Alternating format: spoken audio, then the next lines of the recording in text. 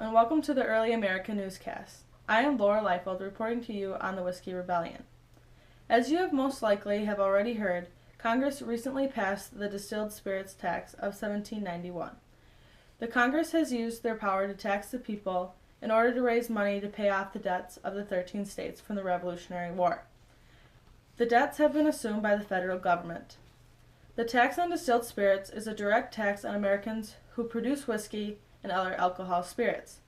The tax has been set varying 6 to 18 cents per gallon tax rate. All payments have to be made in cash to the federal revenue officer appointed for the distiller's county. Recently, our field reporter Jack sat down with Alexander Hamilton for an exclusive interview discussing the matter.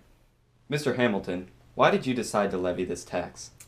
After the Revolutionary War, we took the costs into the government, and we needed a way to raise money to pay off the debt. And how do you think the farmers will respond to this tax? I believe they will understand that is for America as a whole, and therefore they will accept it. Thank you. Our field reporter Jack went out to southwest Pennsylvania to take a better look at the rebellion. Thanks, Laura. I am here in southwestern Pennsylvania to discuss the Whiskey Rebellion. Let's take a look at how some of the farmers feel about this. The U.S. Marshal trying to take me into court against my own will just for taxing me? I don't think so.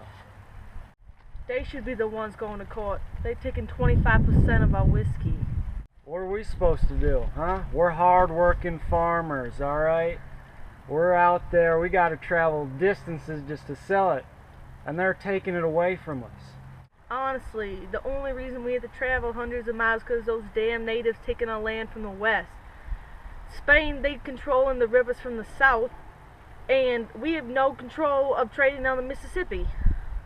The government ain't doing nothing for us farmers right now. We're out there paying taxes, and we ain't getting no protection from them. I'm getting fed up by them right now.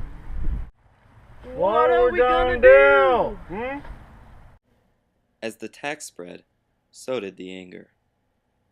This opposition was strongest in the counties of Allegheny, Fayette, Washington, and Westmoreland. These southwestern Pennsylvanian counties are the location of up to 1/4 of the nation's stills. In the summer of 1794, David Lenin, a U.S. Marshal, began to order those who refused to pay the tax to arrive in court. John Neville accompanied Lenin. On July 15th, these two men left a paper on the doorstep of William Miller, ordering him to court. As they left, they met an angry group of armed neighbors. Yeah, they were shooting right at us, telling them it wasn't our right to tax them. Now the government is intruding on them. We heard a few threats, but we weren't concerned. All right, when we heard gunshots, that's when Neville and I knew we had to get out of there. The two men escaped without injury, but the riots were not over. Neville and Lenin deserve to die. The government, it's unjust. It's not right. The farmers, we have rights. We don't deserve this. Any of this. A day later, a group of angry farmers, some of which members of the Miller family, came to the house of John Neville, looking for Lenin. We have some rare footage of inside the scene. Come on, you you son of a gun! What are you doing? What are you doing? Huh?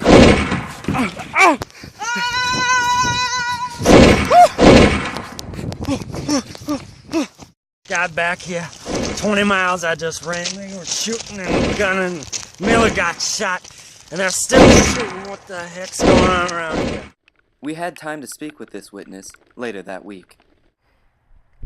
Yeah, man, it was crazy.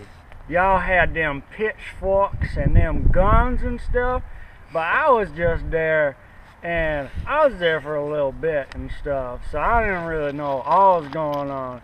But I was just watching when I heard that shot and that guy died, and I was just running because I was scared, and I was going so fast because I don't want to be killed, so I was just scared. Authorities say Miller was shot and killed by Neville, and that's what started the shootout. Uh-huh. Yeah, I heard them boys shoot behind me. But everybody else just ran too, but most stayed to fight. And there's a lot of shots and booms, so I was running pretty darn fast. And I'm pretty sure I saw them slaves shooting from their little shacks. So. The next day, a group of 500 local militiamen returned to Neville's house, but did not find him there. Instead, they met a squad of federal soldiers from nearby Fort Pitt. The ensuing shootout left rebel leader James McFarlane dead, but the outnumbered Federalists eventually retreated. The rebels burned down Neville's house and barn, with David Bradford as their new leader. The rioting continues as the house of Benjamin Wells has been burned down recently, and some anti-tax meetings have been held as well. Honestly, you are so dumb. For real, you are really dumb. We gonna find you, homeboy, cause the government's climbing in our windows, they're snatching up our people. So let me tell you, you better hide your beer, hide your wine, and hide your whiskey, cause they're taxing everything up in here. The Whiskey Rebellion will prove to be the greatest domestic crisis in Washington's presidency. Let's take a look at how he plans to deal with it. I promise I will send 13,000 of my trained troops, and I will put an end to this rebellion. We arrested up to 150 rebels. We will not let a small portion of society compromise our great nation. But I also understand the need to repeal that tax, to put this to an end. Of the many rebels that were arrested, most were released due to lack of evidence. Finally, by the end of 1802, Congress repealed the tax. The Whiskey Rebellion was one of the first tests of the new Constitution and federal authority. It's proved Congress's ability to levy taxes nationwide and displayed the supremacy of the federal government. That's all for Early American News. I'm Laura Liefeld, and that's a wrap.